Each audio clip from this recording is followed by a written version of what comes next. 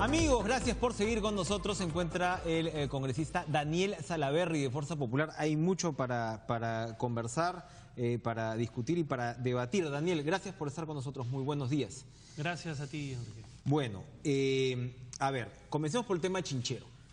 El Ejecutivo le respondió, o sea, en realidad, pues, según el ministro de Transportes y Comunicaciones, ha dicho, a mí el señor Albrecht me mandó una carta, ¿no?, diciéndole a nombre del congresista, bueno, Víctor Andrés García Belaúnde, que había solicitado a la comisión, en este caso, Lavajato, pues, ¿no?, que le adviertan al ministro de Transportes y Comunicaciones, no firme usted esta adenda con respecto a Chinchero, ¿no?, porque son lesivas para el país. Y el ministro ha dicho, bueno, no la voy a firmar, vamos a explicar primero al Congreso, vamos a discutir y luego vamos a...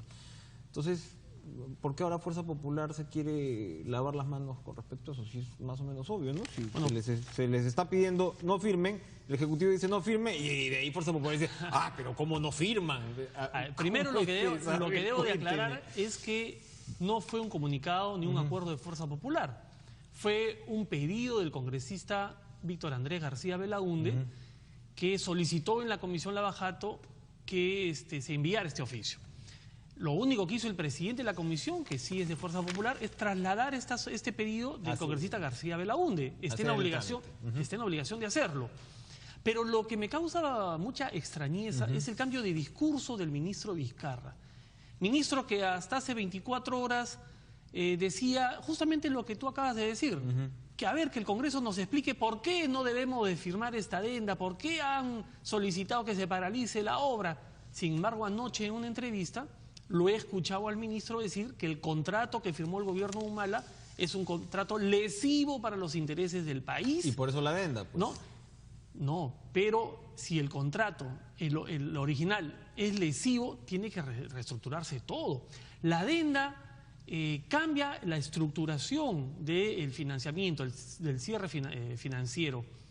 Nosotros estamos de acuerdo que se haga el aeropuerto, es un clamor de la población y de los cusqueños, pero creo que debe hacerse con transparencia. Ese problema lo tiene que solucionar el presidente de la República. A ver, entiendo yo que el tema es, que el asunto es que lo que no quedaba claro era el tema de los intereses, de quién pagaba los intereses. Entonces, si el Estado pagaba los intereses a esta empresa que al parecer se le imponen tasas muy altas de 20, 22%, ahí estaba pues, los costos se disparaban tremendamente. El Estado lo que dice es, bueno, yo pongo la plata por delante, ¿no?, ahorro estos 500 millones de dólares, ¿no?, en intereses, y esto sigue siendo una APP porque básicamente la estructura no cambia. ¿Cuál sería la solución entonces según Fuerza Popular? ¿Renegociar, comenzar de cero? ¿Y qué le dicen a los cusqueños? Los cusqueños ya están piteando porque les han quitado el gasoducto y ahora obviamente pues les van a decir, y ahora te vas a tener que esperar también por Chinchero un ratito. O sea, ¿cuál sería la opción? Porque aquí no es cuestión pues de chancar al Ejecutivo porque sí. ¿Cuál sería la opción para salir adelante con el proyecto si es que están con el proyecto, ¿no? Primero, para que todos los peruanos nos entiendan cuál es el modelo de negocio de APP que ha planteado el Ejecutivo. Es como si a una empresa que construye carreteras le dices, yo te construyo la carretera y luego te la entrego para que tú pongas tus peajes y cobres tus peajes durante 40 años. Eso es lo que están planteando. El Estado, el gobierno, el Perú va a construir el aeropuerto, va a invertir cerca del 80% de la inversión, 405 millones de dólares, según he escuchado al ministro Vizcarra. La empresa privada pone 110 y a pesar de eso se le entrega durante 40 años. Entonces Acá lo que está en discusión, permíteme, Enrique, no es si se debe o no construir el aeropuerto. Por supuesto que se tiene que construir el aeropuerto.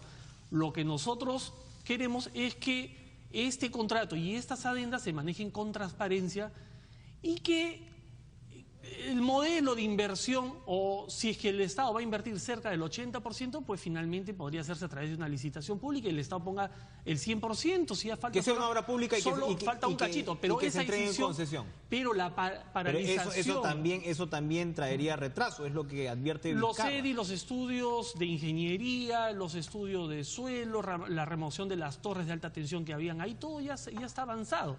escuché... Pero se arriesga que la empresa Conturhuasi le haga un juicio al Estado afuera. Ese es un tema que tiene que resolver el presidente. Lo que quieren es soplarle la pluma al Congreso como si el Congreso tuviera que tomar algún tipo de decisión respecto a qué obra se ejecuta y qué obra no. Pero esa es responsabilidad del en el Ejecutivo. ambiente de Odebrecht que estamos viviendo, pues es lógico también que el ministro diga, oiga, yo me tengo que cuidar porque no sé en qué va a terminar esto, ¿no? También. Como, o sea, el ministro se tiene que cuidar a raíz de que el Congreso o un congresista emite un oficio. Control político del Congreso. ¿Qué hubiera pasado si el congresista García Belaúnde no le manda esa carta al Ejecutivo? Firmaban nomás.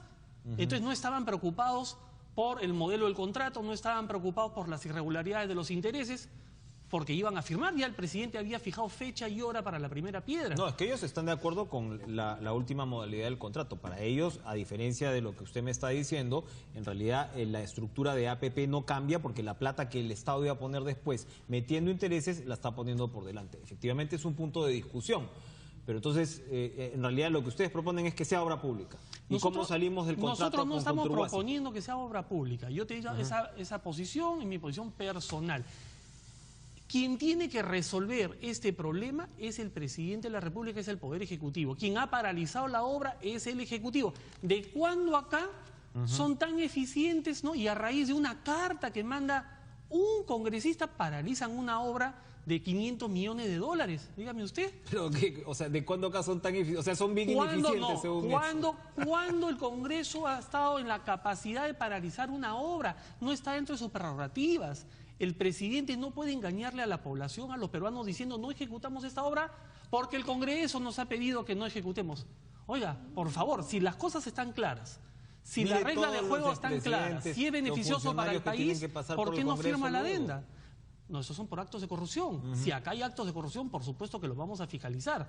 Pero si el presidente y el ministro Vizcarra creen que esta adenda no es lesiva para los intereses del país... ¿Cómo se va a solucionar eso? Que firmen la adenda. ¿Cómo se va a solucionar eso? Eso tendrá que decirlo el presidente. Pero en términos de la relación con el Congreso, el ministro va a ir, va a exponer, va a debatir, se tiene que llegar pues a algún tipo de conclusión. Finalmente el Congreso es para esto, ¿no?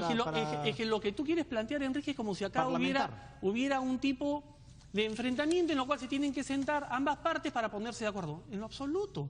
Acá simplemente hay una decisión que está a la espera de que la tome el presidente.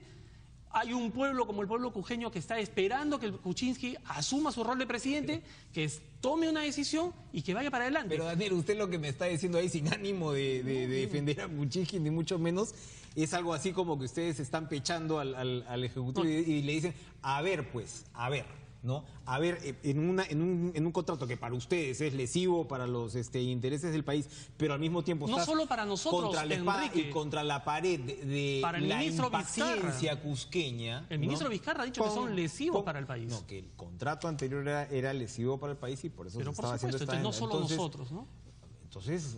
Entonces, ¿qué? Yo creo que el Ejecutivo lo que está diciendo es, bueno, pues vamos entonces como Ejecutivo y Legislativo a convencer a los cusqueños que esto tiene que ser reformado. Lo que el presidente creo que ha descubierto es que hay un contrato lleno de irregularidades, que se mueren de miedo en firmar y que quieren compartir la responsabilidad con un poder del Estado que no le compete. Y ustedes no están dispuestos a compartir esa responsabilidad. Nosotros vamos a cumplir nuestro rol de fiscalizar. Cuénteme, con respecto, hay este tema también preocupa, esta marcha atrás que ahí sí le cae la responsabilidad al Congreso de eliminar el decreto legislativo que le daba al INEM o ponía al INEM bajo el paraguas del Ministerio de Salud. Las razones, en principio, son las de que es inconstitucional, según, ¿no? O sea que el mandato de los decretos legislativos no alcanzaba los servicios de salud. Según el Ejecutivo, el inciso H, me parece tiene que ver con servicios que el Estado brinda a la ciudadanía y que dentro de ese contexto pues el INEM tenía que ser mejorado.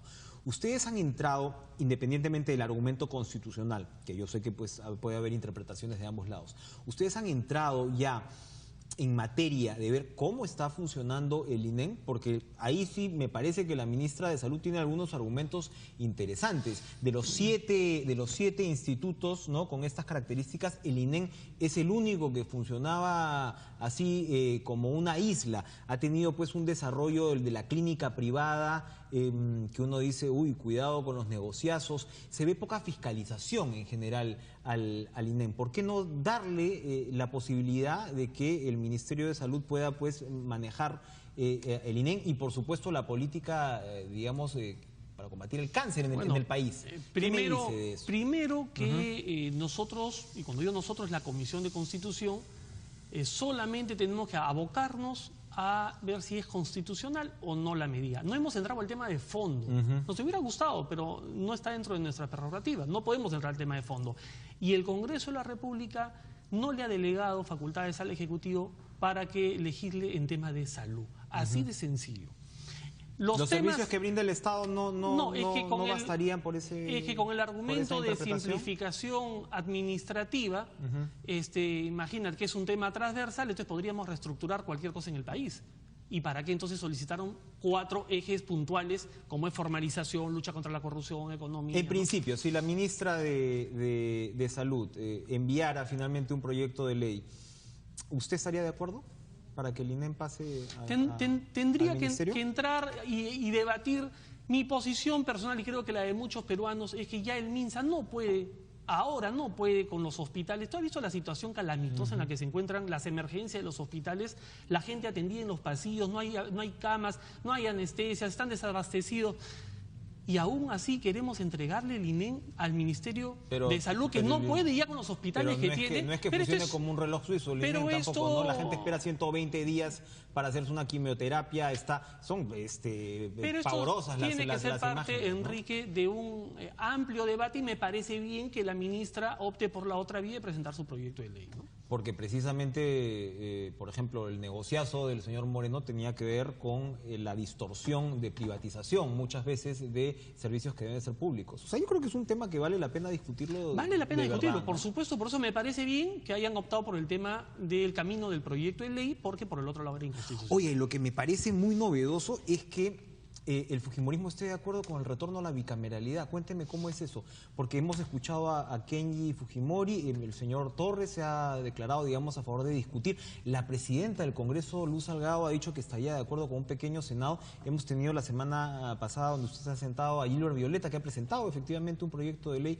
me parece que son de 30 congresistas, de 30 senadores. ¿Es posible que podamos llegar a una reforma constitucional? Yo también estoy a favor. ¿Sí? Creo que la realidad de un país es cambiante y sus instituciones tienen que adecuarse a esa nueva realidad. Es importante, creo yo, que exista un Senado, una Cámara más reflexiva, y espero que se inicie un debate serio al respecto y que aprovechemos pues estas reformas electorales, constitucionales que se están haciendo en varios temas para ver si que logramos tener una mayoría calificada que nos permita pues contar con un Senado. La última. La ministra de Justicia dice que se están duplicando funciones por el lado de la Comisión Lavajato, a propósito pues, de lo que estábamos conversando. La Fiscalía tiene bastante avanzado este caso, que es bastante complejo.